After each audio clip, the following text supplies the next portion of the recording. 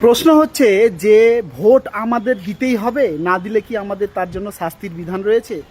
এ নিয়ে সুপ্রিম কোর্টে একটা পাবলিক ইন্টারেস্ট লিটিগেশনে মামলা হয়েছিল এবং সে মামলায় যিনি মামলা করেছিলেন তিনি দাবি করেছিলেন যে প্রত্যেকটা মানুষে ভোট বাধ্যতামূলক করে দেওয়া উচিত এবং ভোটাধিকার প্রয়োগ করতে হবে এবং ভোটাধিকার প্রয়োগ না করলে তার শাস্তির বিধান রাখা উচিত।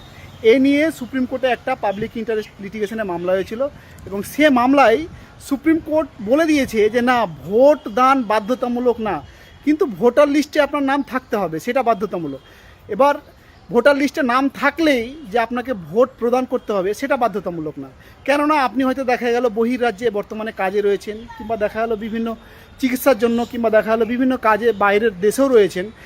তাদের ক্ষেত্রে ভোটের দিন এসে ভোট প্রদান করা, কিংবা দেখা গেল যে সমস্ত মানুষ দিন আনে দিন খায় তাদের কাজ ছেড়ে দিয়ে ভোট প্রদান করা, সেটা বাধ্যতামূলক না।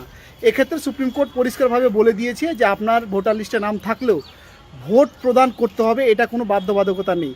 তাই আপনাদের বলতে চাই, যারা আতঙ্কিত অবস্থায় রয়েছেন, এই মুহূর্তে ছুটাছুটি করে বাড়ি আসছেন যে না আমাদের ভোট প্রদান করতে হবে, তাদেরকে বলতে চাই যে ভোট প্রদান না করলে আপনাদের ভোটার লিস্ট থেকে নামও কাটবে না এবং আপনাদের কোনো শাস্তিও হবে না। কিন্তু আপনাদের কাছে একটা অনুরোধ করব, ভোটার লিস্টে যদি আপনার নাম থাকে আপনার এবং ভোট দেওয়ার ক্ষেত্রে আপনার যদি সুযোগ থাকে, তাহলে অবশ্যই ভোটাধিকার প্রয়োগ করবেন।